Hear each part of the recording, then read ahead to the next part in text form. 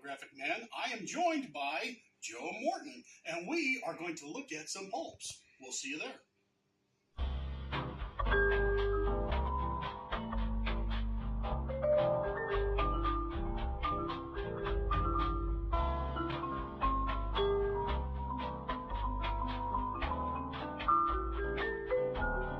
Well, I thought I'd start by showing Joe a couple of pulps that I have. A very meager collection. I've got 4 or 5, but I wanted to show him. These, by comparison, are probably, some people would consider a good size.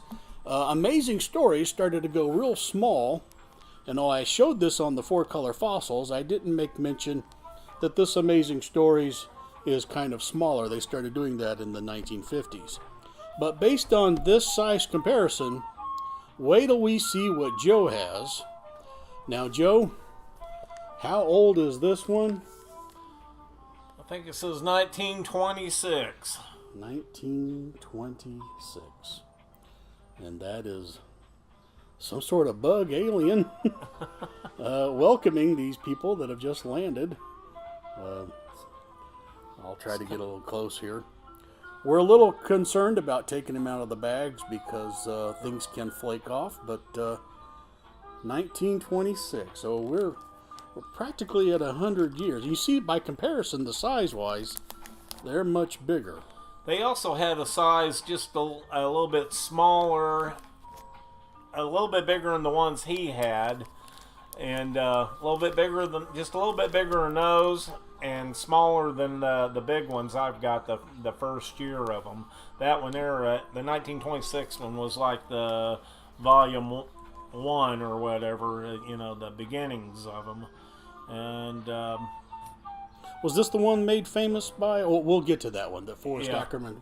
We'll get to that. Yeah. I'm jumping ahead, ladies and gentlemen. Here is another 1926. And if I were a better expert camera person, you would be really amazed at this, but fantastic condition. The artwork on the original Amazing Stories there was done by Frank Rudolph Paul. He was out of New York. Again, I'm just marveling at the age. So here we go, another 1926 Amazing Stories.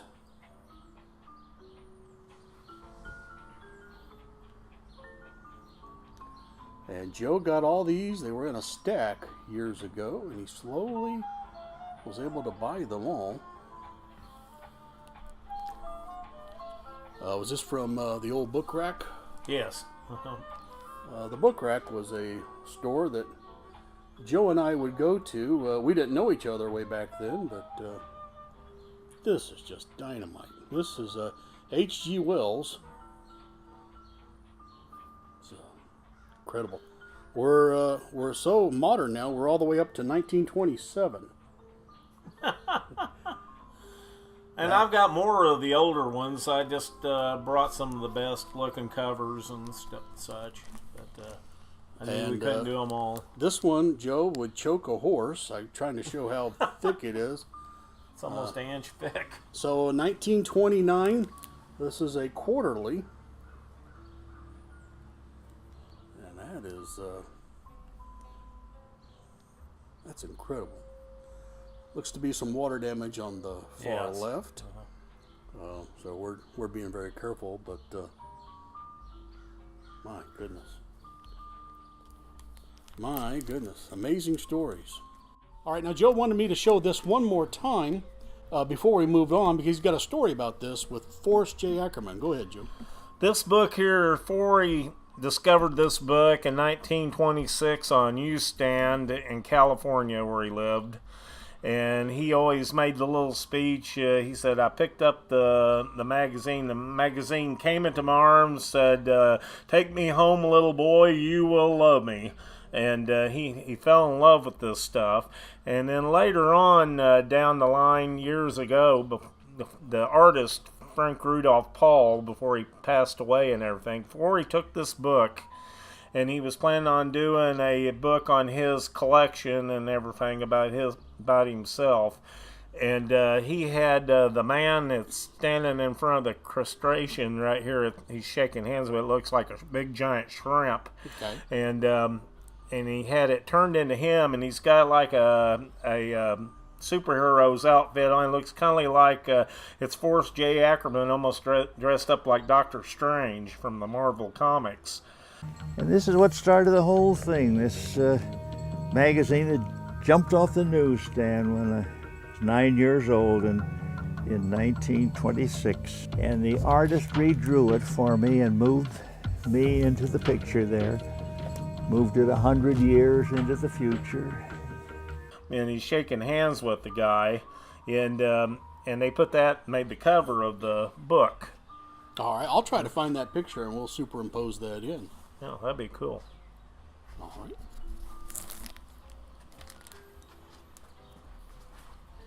You're seeing how unprofessional the Graphic Man show is.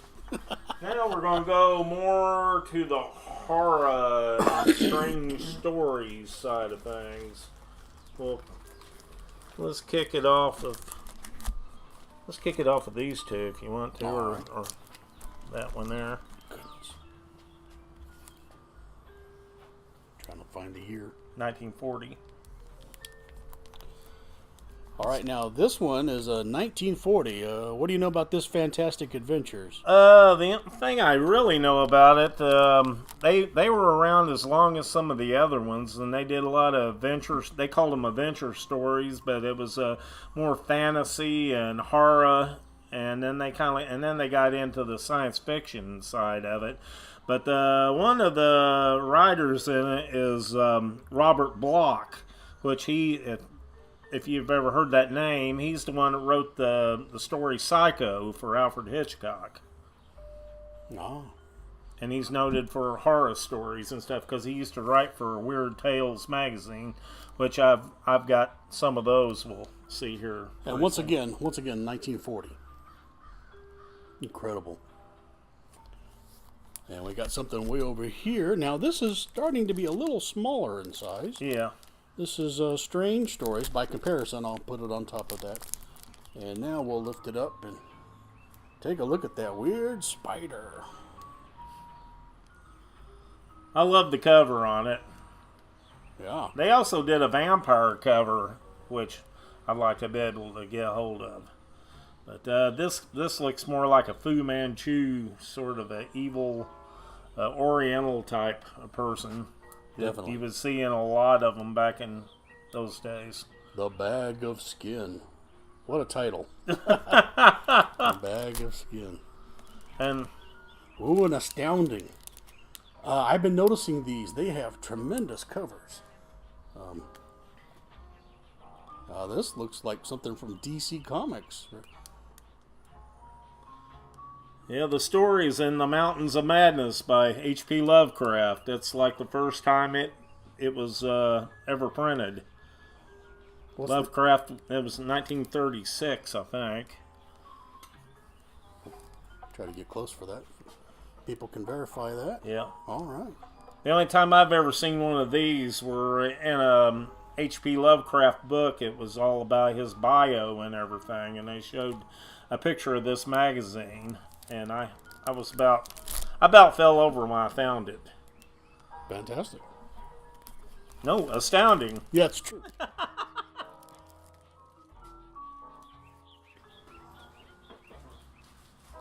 They look like pinwheels and such. Hey. They're giant size. Coloring book size. Wow. 1929 on it. All right. Air Wonder Stories, 1929. Goodness. Trying to make out this logo here.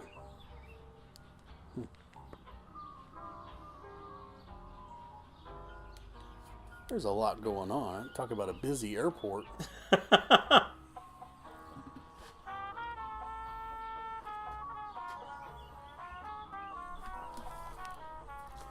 And ladies and gentlemen, you just have to see these in person. So if you find a pulp convention, go to it, because you're going to be dazzled.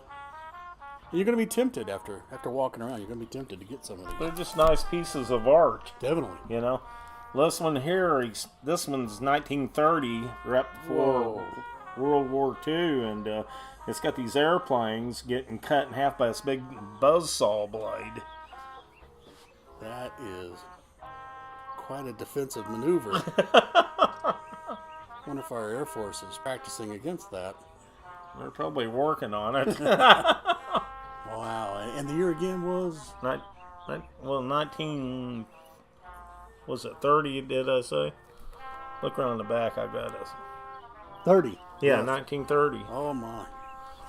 Here's another 1930 I got. This looks like... You know, it's amazing. This is 1 year before Dick Tracy.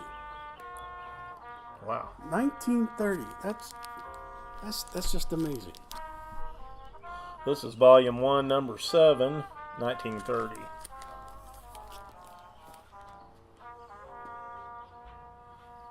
It almost looks like Jules Verne, Master of the World. So he's dropping a couple of bombs. Yeah, that's what that's kind of made off of. Into the ocean, yeah. Or near the shore. Like they saw a submarine or something and taking it out. Wow. This one I got volume 1, number 6, 1929. Okay, I probably must have started backwards. Whoa. It's a water spout. Yeah. This thing's- Yeah, going right through that. I guess you call that an airplane. Oh, wow. Goodness. Or it's being attacked from above and below at the same time. Just how you depend on how you... Wow. That's crazy. That is Air Wonder Stories. Get them while you can, kids.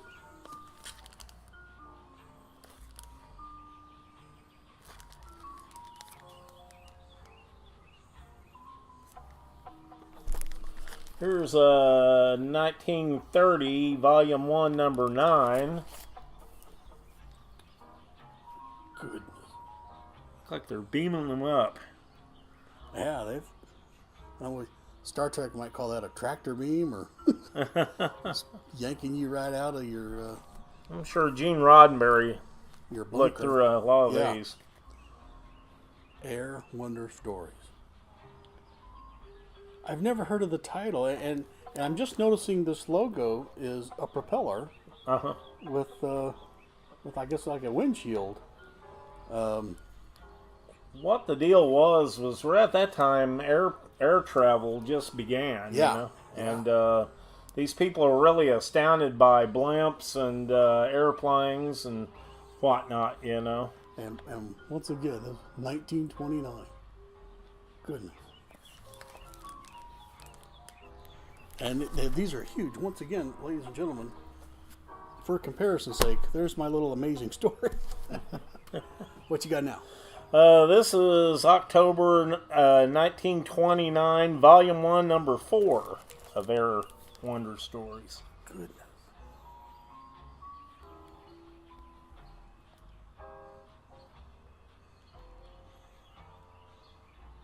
Wow. Some amazing artwork. 1929. So, this is the year Mickey Mouse premiered. 1929. Mickey was being born when this Yes. rocket was flying. Amazing. This is Volume 1, Number 8, 1930, Air Wonder Stories. Wow. Are those people or robots, or I don't have a clue. they're all buzzing right out of that? No, they're buzzing out of this like circus tent, and they're zipping right up to this moth-like or twin-winged. Oh, folks, you'll just have to get this. What they did was they put this picture up with no story, and they've got like a $300 best stories writer around this picture. So if you wrote a story about this picture that fit it the best, you won $300, which was considered like probably $3,000. Yeah, well, that's kind of what I was doing at the beginning. See, these people, they're after the circus is over, they're going back to their home in some other galaxy. Wow. Okay, here's the beginning of them. This is July 1929, Volume 1, Number 1. Wow. Yeah, so when you make a building, you put the roof on last. So it can go up in the air, pick up the airplane. I'm guessing. I am guessing. My goodness, these are so old. And I see that you see the book from behind. Now the title is Straight Left and Right. Interesting. Very, very, very cool. If you hear a bird in the distance, we've got a door open so that some good light can show up on these. Here is November 20, 1929, Volume 1, Number 5. This looks kind of reminds you of the Boston cover, the first Boston album of the city on top of the guitar going up in the air. You can tell the artist got that idea. Yeah. There's a lot of aircraft running around in the whole cover. So. Yeah, they thought that's the way it was going to be at the time. Yeah, they would they wouldn't want you to get within a mile of each other. But back then, everybody was going to have a flying car. Yeah, everybody's going to have an airplane in their garage. Yes, you know? the Jetsons. Yeah, just like it. Okay, this is 1929, Volume 1, Number 2. The second one. Oh, boy. Do you have them written down to know you have a set or a complete run? Yeah, I've got some written. Every time I got one, I made sure that I did all this. I put stickers on the back too, and so of the cardboard. What I'm determining is that airship at the top is sending floodlights down. They're searching for something on the planet, and of course the one on the right is giving you bottom right is giving you a cutaway view. That is just incredible. Well, it looked like it got cut in two, and all these people are falling out. Oh, you're right. Yeah. Yes, he got sliced in half. He got sliced in half. And this is the top half. And yeah. Oh, my. And these people are falling to their death. I'm just being handed these, so I haven't had time to study them real well. So, boy, that is great. Yeah. Pretty grim. Yeah, and they moved their logo down here instead of... Yeah. To make room for this. Yeah. Yeah. They cool. Cool. But these books were done by Hugo Gernsback, who did the original Amazing Stories. Oh, my goodness. Thank you, Joe, for showing these to us. Well, I've got a few more things. Definitely. Yeah. Up next, we have Wonder Stories Quarterly. That's 32. Yeah. Boy. Year after Frankenstein was born. Goodness. They're all taking pot shots at this poor planet. Wow. And another Wonder Quarterly. I don't know if I'm showing the audience just how thick these are. They're incredible. Get your money's worth back then. Yeah, but in 1930, if you're paying that much for a book, you are very serious. So these are like 25, 50 cents back in the day? 25 cents. Yeah, that's... Cost you a whole quarter. So you think about maybe 2 bottles of pop and a candy bar. Wow. That is amazing. 1932. No, it ain't amazing. It's Wonder Stories. That's right. I'm mislabeling. I had to make a joke. Mislabeling the November issue here for the best $300, the best short story. Must have been running out of writers at that time.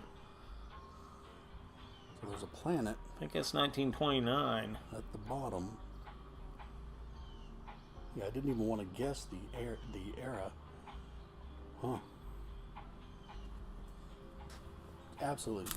Absolutely wonderful. I'll say that. There we go. Instead of- Wonderful. instead Yeah, of- amazing. I guess I start to say fantastic too much. 1932. Well, a little different take here. It's not quarterly. It's a regular. Oh, okay. Well, there was another quarterly I got. The Time Conqueror. Must be Kang. Interesting. 1932. Oh, wow. Get a load of this guy. Wow. Got a big bug-looking alien up there running a train.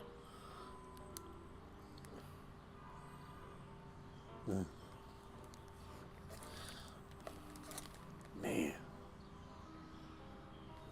You know, we think science fiction is basically in our era because we had Star Trek, we had Austin Battlestar Space. Galactica, yeah, all that.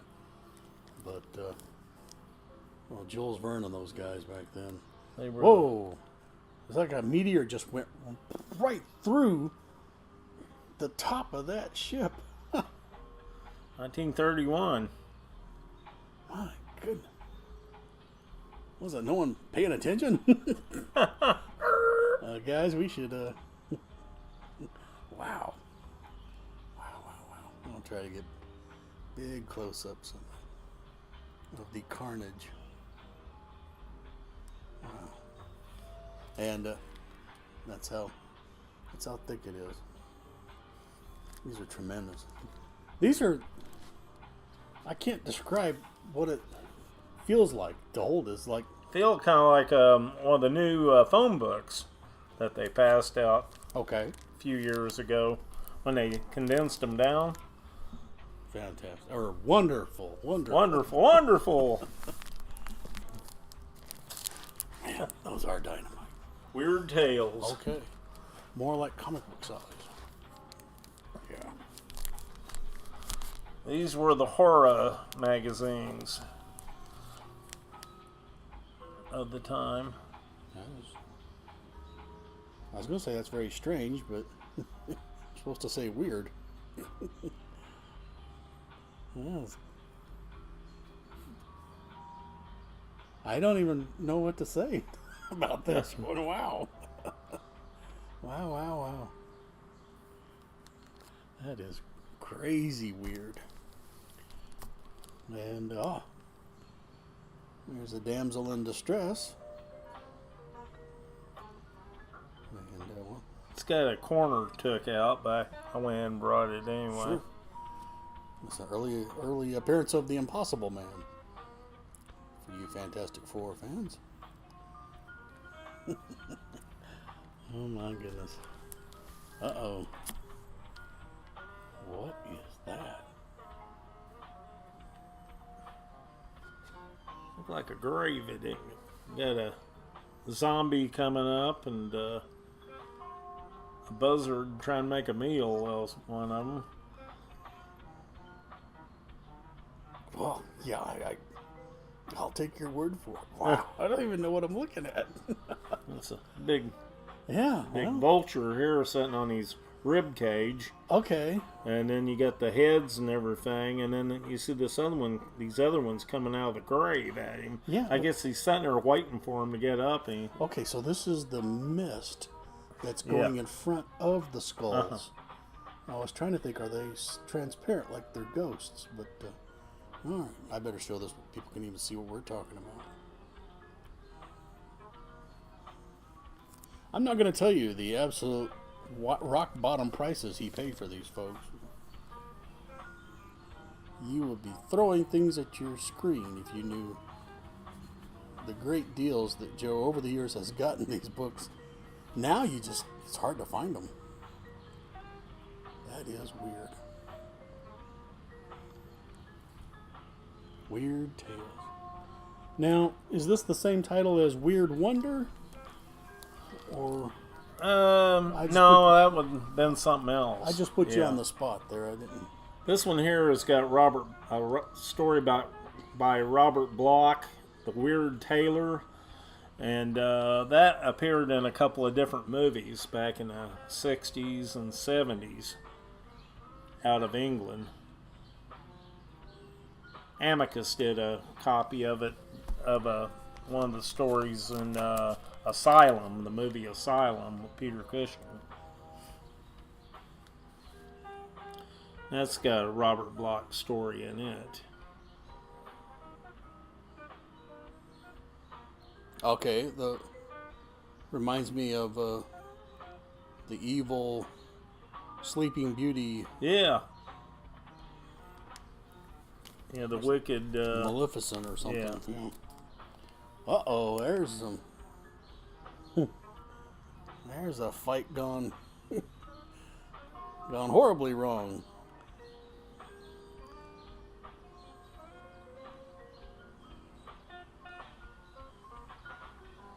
Goodness.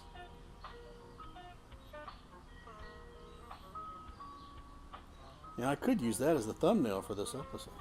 That is creepy. Uh-oh. That's weird. Here we go. This has got a story by Fritz Lieber. He was a noted sci-fi writer, and Okay, let's do that again. got a lot of old books of him. We had a guy going down the street. Yeah, we'll try this again. Okay. And who's the author on this one? Fritz Lieber. He was a noted sci-fi writer back in the early days. He did a lot of Ace books and stuff.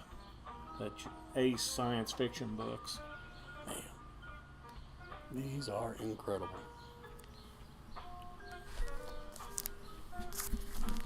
You don't have to stand up this whole time. Step and get some blood in your legs. Well, yeah, I guess I should be doing that. So, like the one I showed at the beginning of this episode, this is the Amazing Science Fiction Stories. Kind of a odd Easter Island. Yeah, in the desert. Yeah. But very cool. The Bald-Headed Mirage. What a title. That'll get them to buy it. I want to read about that Bald-Headed Mirage. Oh, and here is Davy Crockett. Fighting a robot. Yeah. That probably came out about the time the movie Disney put out Davy Crockett. They were selling those hats at the dime store. Yeah.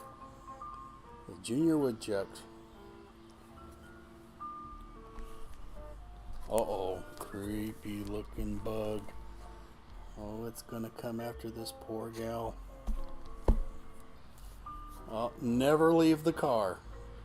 Never leave the car. Them, ain't it?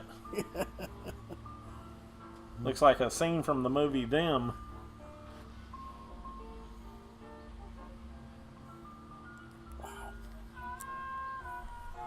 Oh. That guy. A face and only a mother can love.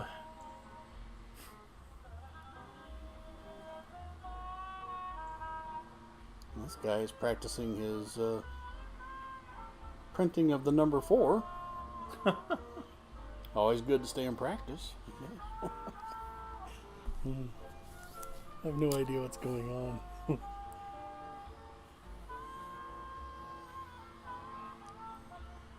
These strange women are popping up everywhere. Or they're growing on trees. I can't make Yeah, out. it looks like they're growing on trees.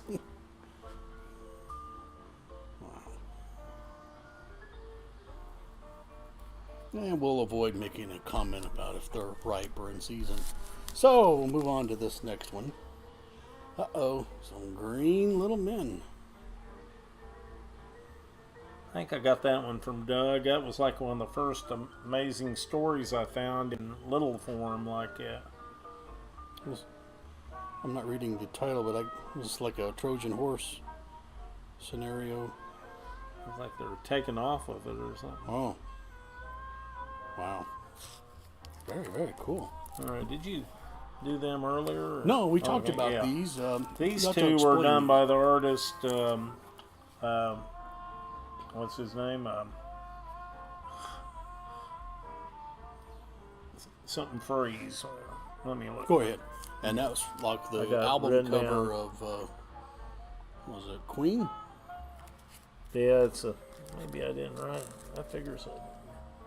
Kelly Freeze, yeah. Okay. These were done by the artist Kelly Freeze, which ended up doing a lot of.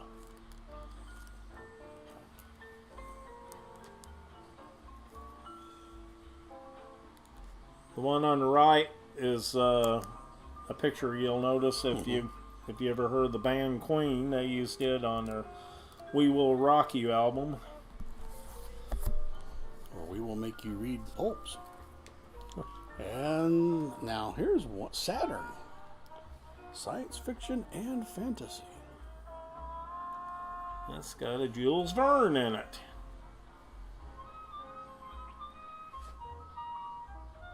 These are just outstanding. And I don't see these anywhere. So,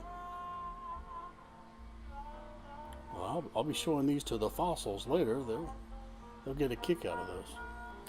Thank you, Joe. Those were what could I say? I got a few. Outstanding. I got a few more right here. Oh, good. Yeah. Got a handful. My last ones are right here. All right. Letting my camera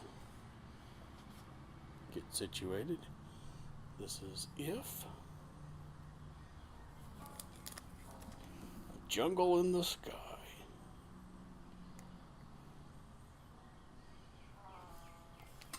It's an interesting title, If. Here's Beyond.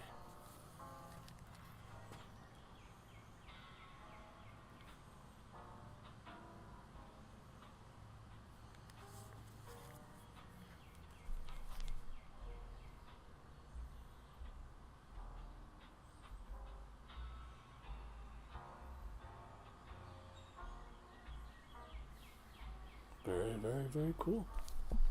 This was the first issue from 1953. Is she kind of green? Stowaway. Well, when you're out in outer space, you know, Yeah. imagine you change. Didn't know if the Orion Slave Girl fans would be. Yeah, I guess that's Interested probably in what that. happened. This here is a volume 1, number 1 from 1949, and I know they rechanged this cover and changed the cover over. I looked it up in a book one time, and this was the original cover, so which is the hard one to get hold of.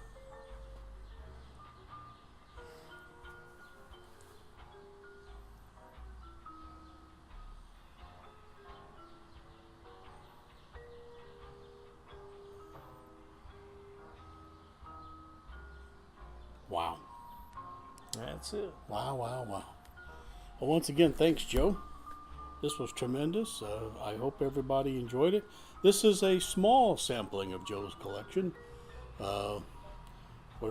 This is not even a quarter, probably. Yeah, we could do probably about at least 10 or 12 more shows if we wanted to, Wow. of just the pulps. Yeah. Not include my monster magazine collection and my comic collection, you know, so that's Well, fantastic. in paperback collection.